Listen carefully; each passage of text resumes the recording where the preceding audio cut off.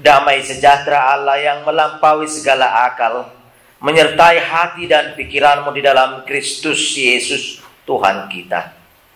Amin. Kekasih Kristus, mari kita membaca dari Efesus pasal 5 ayat 22 dan ayat 23. Efesus 5 ayat 22 dan 23. Kita akan baca bersama-sama tentang Kristus dasar persekutuan rumah tangga. Kalau sudah dapat, marilah kita membaca bersama-sama. Kita mulai. Hai istri, tunduklah kepada suamimu seperti kepada Tuhan. Karena suami adalah kepala istri, sama seperti Kristus adalah kepala jemaat. Dialah yang menyelamatkan tubuh. Demikian firman Tuhan. Selengkapnya itu dapat kita baca dari 22 sampai dengan 32, yaitu rahasia besar daripada hubungan Allah atau Tuhan dengan umatnya, yang digambarkan dengan hubungan antara suami dan istri. Kekasih Kristus, bagi mereka yang sudah berumah tangga, mungkin masih ingat beberapa tahun atau puluh tahun yang lalu, ketika datang ke altar dan menyatakan janjinya. Dalam bahasa daerah dipertanyakan naolodoho, lalu satu persatu menjawab olo atau naolodoau, atau kemudian di akhir ini ditambahkan sai didongani Tuhan maau, semakin dilengkapi. Atau dalam bahasa Indonesia, apakah engkau bersedia? Ya, saya bersedia. Atau dalam bahasa Inggris sering kita dengarkan, yes, I do. Yes, I do. Dan untuk semakin melengkapi janji itu, kemudian ada formula-formula liturgi lagi yang mungkin dari beberapa denominasi gereja lain yang semakin merheba-heba dibuat, atau artinya semakin ini.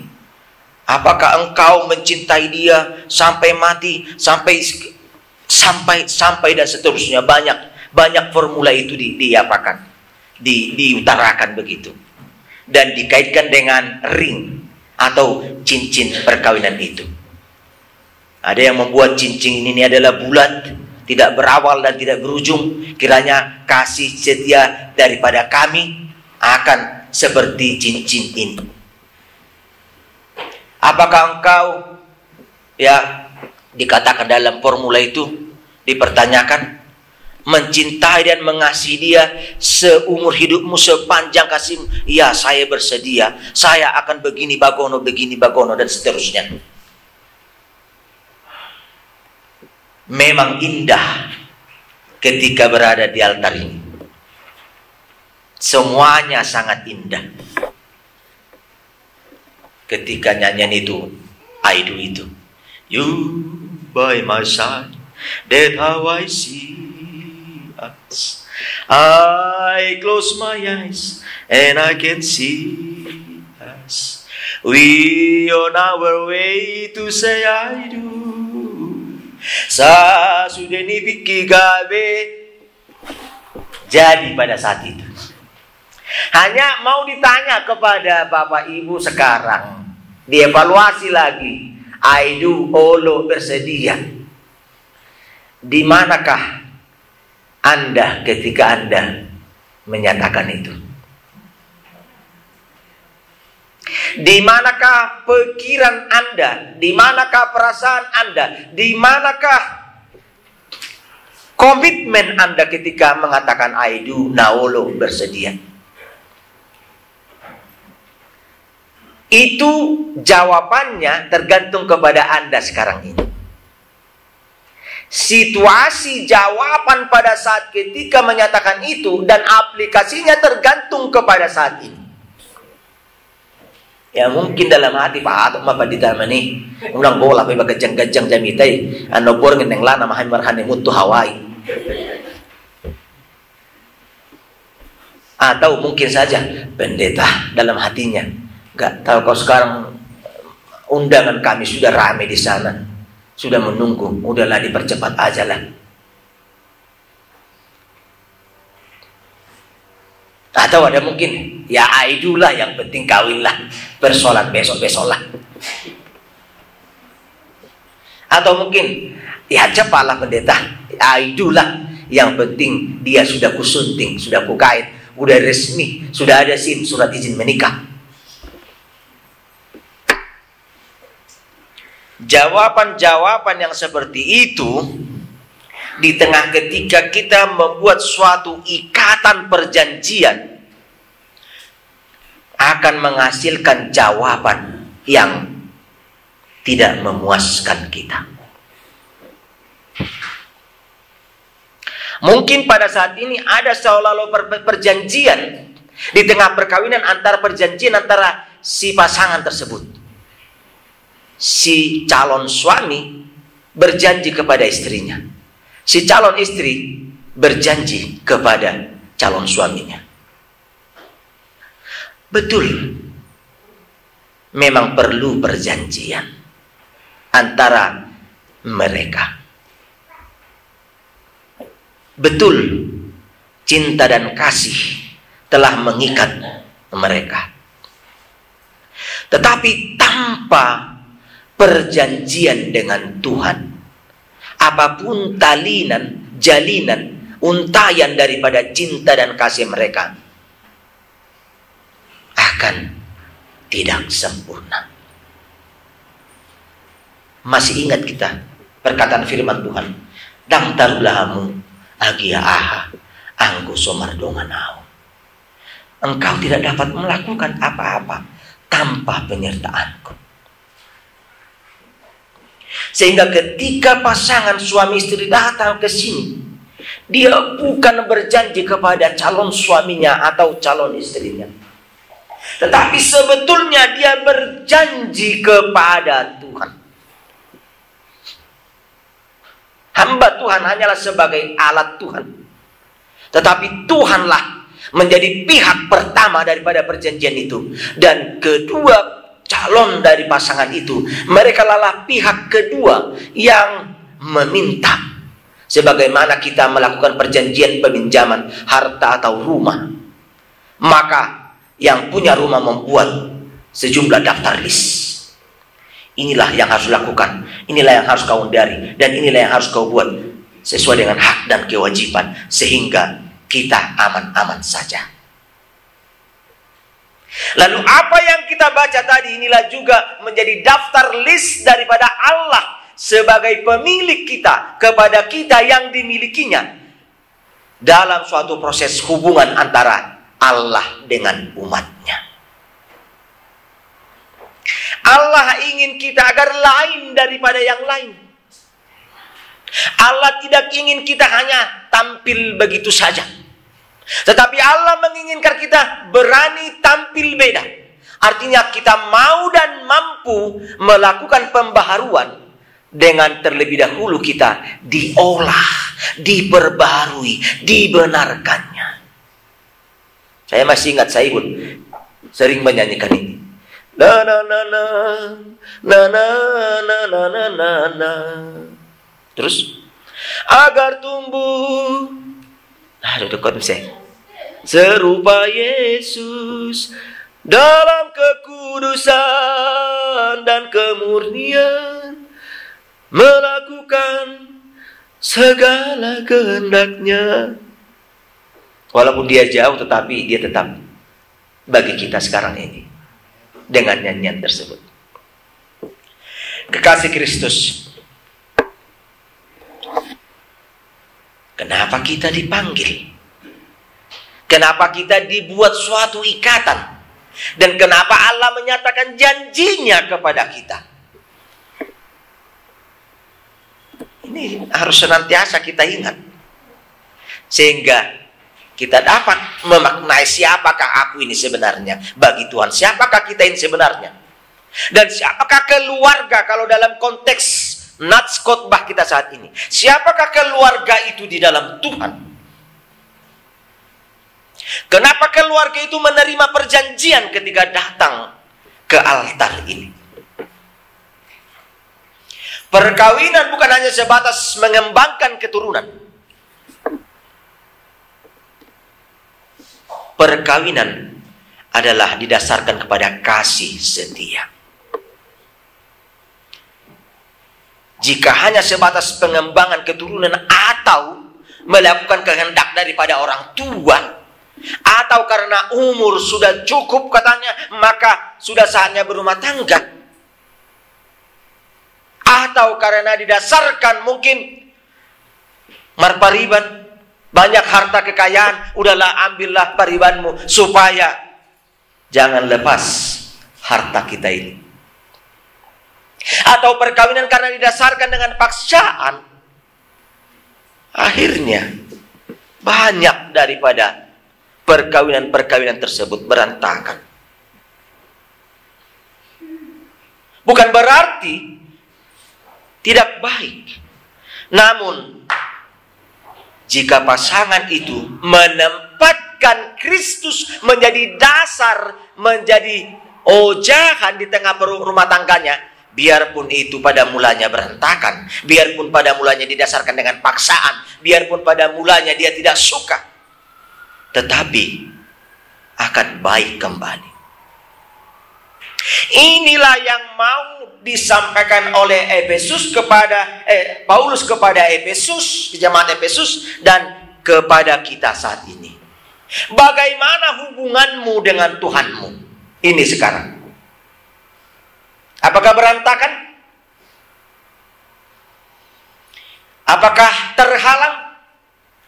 Apakah terhambat? Ataukah seperti yang sering kita dengarkan, hanya sebatas KTP atau sebatas roda pedati itu? Ketika Tuhan memberikan berkat kepada kita, maka alangkah bersukacitanya kita, bersukarianya kita. Ya memang Tuhan itu baik, memang Tuhan itu benar. Dia membutuhi aku, Dia menjawab doaku, dan Dia memberikan yang terbaik kepada aku. PC ku naik, dan sebagainya dan sebagainya. Tetapi ketika roda itu di bawah, apakah kita marukil mengatakan, Tuhan Engkau tidak benar. Masa aku sudah berdoa kepadamu pagi, siang, sore, malam, tetapi doaku tidak Kau jawab. Beginilah partinaunanku, penderitaanku, tetapi Engkau tidak mendengarkan aku. Atau ketiga, seperti kapal selam itu, ada kalanya kita naik dan merasakan pada saat situasi tertentu, inilah kebaikan itu, inilah kemurahan Tuhan itu. Tetapi ketika dia masuk kembali ke dasar, dia lupa segalanya. Kekasih Kristus, Rasul Paulus meneguhkan hubungan kita dengan Tuhan pada saat ini. Tetap pegang, tetap kuat, tetap di dalam persekutuan. Lalu bagaimana Paulus mau mengembangkan ini ke tengah jemaat Efesus? Dia mengambil topik pernikahan atau hubungan daripada suami dan istri. Dua kata yang perlu kita ambil hikmah di tengah persekutuan keluarga atau suami dan istri, yaitu seorang istri harus tunduk kepada suami. Seorang istri harus tunduk kepada suami.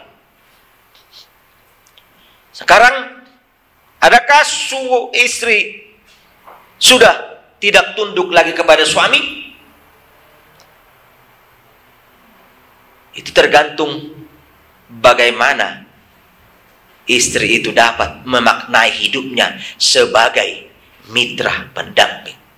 Karena hanya dibalikkan saja di sini, di ayat 22 ini. Hai istri, tanduklah suami. sedikit saja bisa berganti. Hai istri, tanduklah suami. Artinya memberontaklah kepada suami, lawanlah kepada suami. Karena ini yang diinginkan oleh dunia. Dengan alasan-alasan tertentu. Apakah seorang istri lebih baik penghidupannya daripada suami? Apakah istri adalah seorang dari golongan terpelajar atau terpengaruh sehingga dia mempunyai cendekiawan ilmu yang lebih baik daripada suami sehingga bisa dia mengototoi istri bisa mengototoi suami? Apakah seorang istri datang dari golongan orang kaya sehingga dia menganggap bahwa kekayaan daripada orang tuanya dapat mempengaruhi suaminya? Sangat ditegaskan ketika menerima pemberkatan di altar. Seberapa apapun pengaruhnya seorang calon istri, pangkatnya, jabatannya, kekayaannya atau kekayaan orang tuanya, atau seberapa banyak pun penghasilan yang dia terima, hanya satu kata kunci: tunduk kepada suami. Karena tidak mungkin satu keluarga mempunyai dua nahoda. Tidak mungkin dua pimpinan dalam satu keluarga. Atau tidak mungkin dua masinis dalam satu kereta api. Mungkin kalau dipaksakan, seberapa keras pun besi itu, maka besi itu akan terpecah belah. Hai istri, tunduklah kepada suami. Ketundukan seorang istri bukan berarti bahwa dia mendapatkan KDRT, kekerasan dalam rumah tangga, bukan. Artinya apapun yang dilakukan suaminya, ya udahlah tunduklah. Dikerjain pun, ditampar pun tunduklah, bukan. Ketundukan daripada seorang istri adalah pengaruhnya, kemampuannya untuk mengelola, mengendalikan sesuatu di tengah rumah tangganya. Artinya sebagai seorang suami, ketika dia mempunyai suatu perasaan yang tidak baik, maka seorang istri menjadi seorang penuntun, seorang pengendali, bukan mak kompor-kompori. Artinya si suami sudah panas oleh karena mungkin bersinggungan dengan temannya, lalu datang istri ini, udahlah Pak, ambil aja barang, tebas aja katanya. Sering sekali perpecahan di tengah rumah tangga bukan datang dari luar, tetapi ketidakmampuan daripada istri sebagai pengendali. Karena istri lebih berperan di tengah rumah tangga itu. Dia yang lebih tahu di rumah tangga itu. Dialah yang mengendalikan rumah tangga itu. Kalau istri mengatakan, oke Pak, korupsi katanya, ya si Bapak bisa aja ngambil korupsi. Lalu ketika seorang Bapak mungkin bermasalah, ayo Pak kita datangi, aku nanti yang hantam dari belakang. Sering sekali seorang istri harus menjadi pembuat calm down, cooling down. Dia harus menjadi pengelola, pengendali daripada keluarga itu. Untuk keluarga itu, untuk istrinya, atau untuk anak-anaknya. Karena itu, keluarga yang bertumbuh dan berkembang adalah ditentukan bagaimana istri dapat seperti Maria. Iya si Maria di peong dohatai, jalan di bahuson-huson di bagasan Tuhan. Sesuatu apapun yang terjadi di tengah rumah tangga itu, si istrilah yang menjadi pengendali. Salah satu dari arti ketundukan, kepatuhan, Dan inilah yang kita lihat dalam hubungan antara Kristus dengan jemaat. Ketundukan daripada jemaat terhadap Kristus yang menjadi kepala di dalam rumah tangga itu. Di dalam hubungan itu. Seorang jemaat yang merasakan bahwa tuntunan, bimbingan, kendali daripada Tuhanlah yang memampukan dia. Jadi bukan karena semata-mata karena dia dapat memberikan persembahan, dia dapat memberikan iuran bulanan, dia dapat memberikan hamauleateo, atau dia hadir di tengah persekutuan, atau dia mempunyai peran serta di dalam kegiatan-kegiatan. Memang semuanya itu perlu. Tetapi dasar daripada semua itu adalah ketundukan. Sama seperti seorang istri tunduk kepada suami, demikianlah kiranya jemaat tunduk kepada Kristus. Karena Kristuslah yang memberikan itu, yang memampukan itu untuk kita. Bahkan di dalam ayat berikutnya kita lihat hubungan daripada suami dan istri itu. Hai suami, kasihilah istri. Ini yang kedua. Kalau seorang istri diminta untuk tunduk dan patuh kepada suami, sekarang suami juga mendapat bagian dan tanggung jawab. Kasihilah istrimu. Sebagaimana Kristus mengasihi jemaat dan menyerahkan tubuhnya. Kalau kita mencubit tangan kita, kita akan merasakan sakit. Itu hanya hal yang kecil. Namun itu menunjukkan makna yang sangat besar. Ternyata kita tidak menginginkan kita menyakiti tubuh kita. Karena hanya dicubit saja ini sudah sakit. Demikianlah seorang suami kepada istri. Karena istri adalah lemah. Artinya bukan lemah secara fisik, karena sekarang ada juga istri yang segitiga badannya kan, melalui kegiatan-kegiatan barbel apa sudah bisa.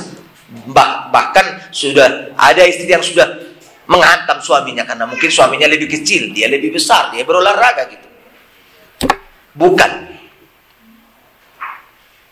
Artinya kita lihat kenapa istri dikasih, karena dia lebih sensitif. Karena dia lebih berperasaan. Dia lebih banyak memakai emosionalnya, sensitivitasnya daripada logikanya.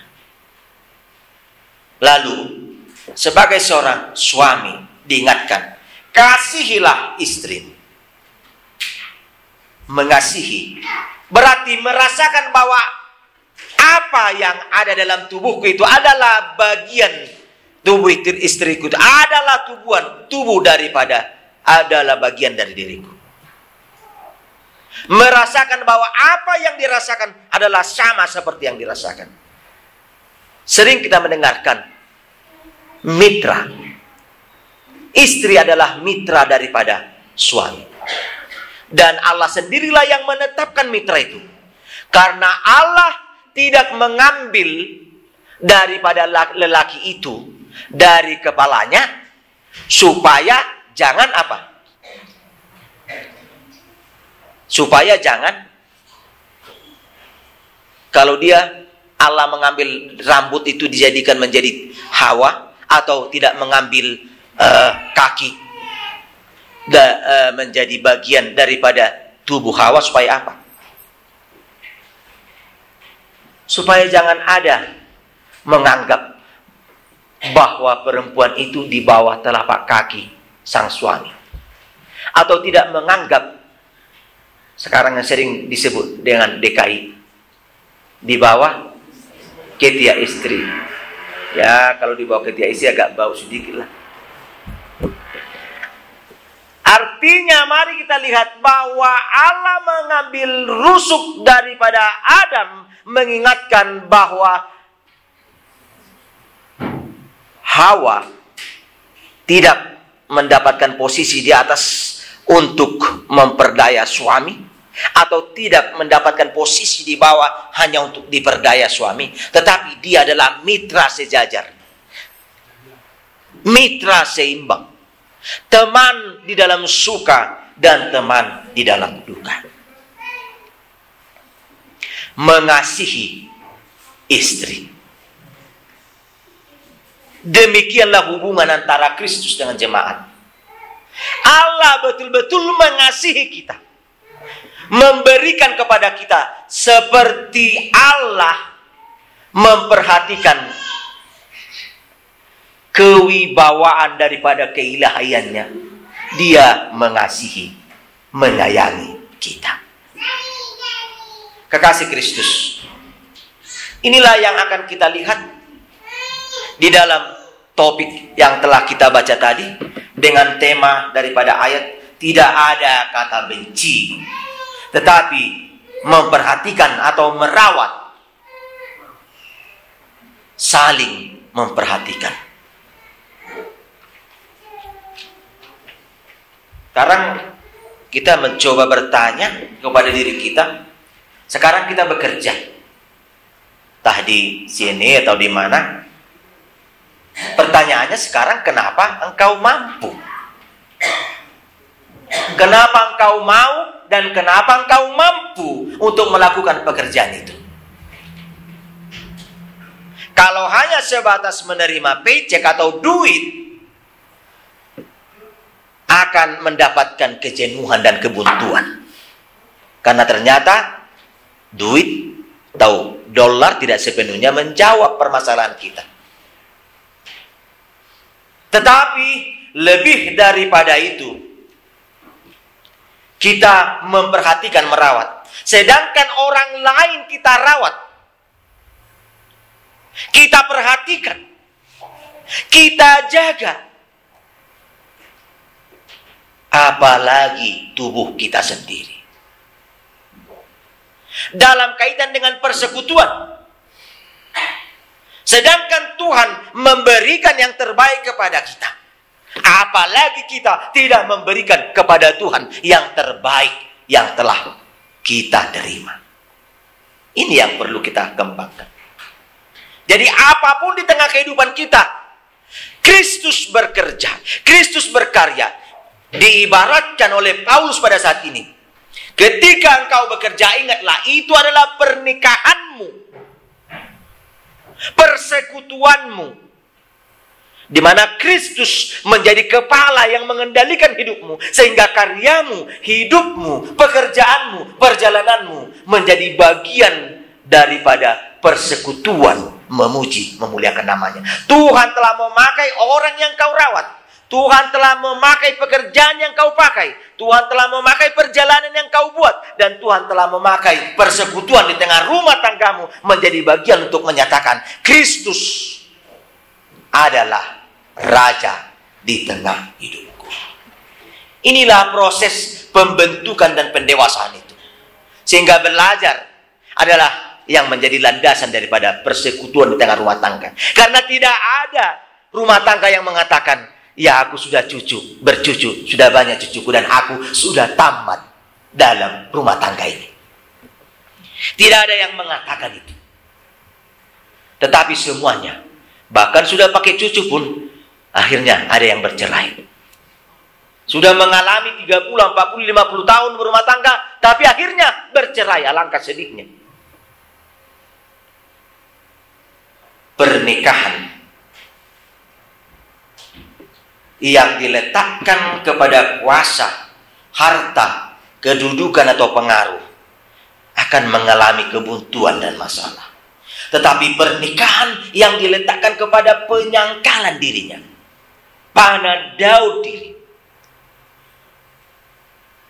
Istriku berharga karena aku memang butuh dia.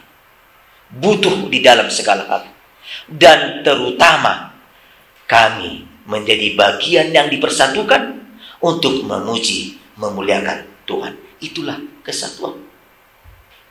Artinya, mau kita lihat bahwa pernikahan bukan sekedar bahagia saja.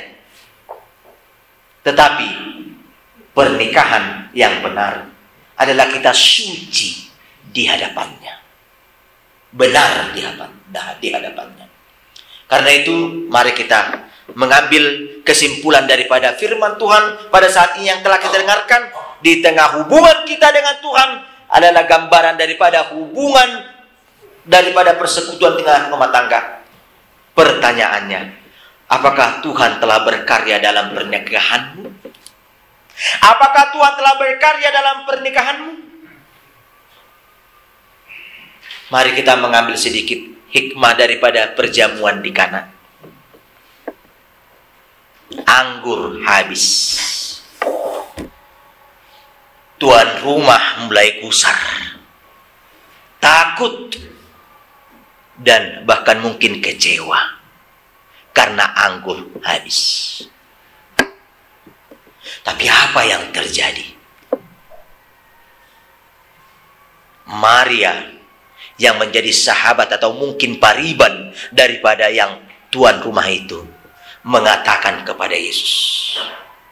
Dia tidak menyusahkan yang punya tuan rumah. Dia tidak memarahi karena sering sekali kalau sudah jatuh ke timpa tangga, sudah jatuh, sudah salah, dimarahi lagi. Maria datang kepada Yesus. Dia tidak datang kepada paribannya itu. Dia tidak memarahi paribannya. Tetapi dia mencari jalan. Tuhan, lihatlah. Yang tuan rumah ini sekarang di dalam kesesakan. Anggurnya telah habis. Apa yang dapat engkau perbuat? Kendati Yesus mengatakan kepada ibunya, belum waktunya ibu. Tetapi apa yang terjadi? Yesus menggenapi dengan menyuruh ibunya, mengingatkan kepada pembantu-pembantu itu, penuhilah tempat-tempat itu dengan air. Dan iman percaya daripada Maria, iman percaya daripada pembantu-pembantu itu telah mengubah segalanya. Keresahan daripada tuan rumah, keresahan daripada pembantu-pembantu, keresahan daripada ibu Yesus, diganti Yesus menjadi sukacita ketika air itu berubah menjadi anggur. Dan bahkan sukacita melimpah karena undangan mengatakan, engkau memberikan yang terbaik lagi. Karena biasanya yang diberikan adalah yang terbaik, kemudian yang kurang baik. Tetapi kebalikan yang terjadi. Tetamu mendapatkan minuman yang lebih nikmat lagi daripada yang pertama. Mari kita melihat makna daripada ini. Apa yang terjadi? Satu kata kunci. Ketika Yesus diundang, dia memperbaharui. Sekarang di tengah kehidupan, ketika Yesus engkau undang hadir di tengah rumah tanggamu dan menempatkan dia menjadi kepala keluargamu, ingat dan lihatlah, Yesus memperbaharui.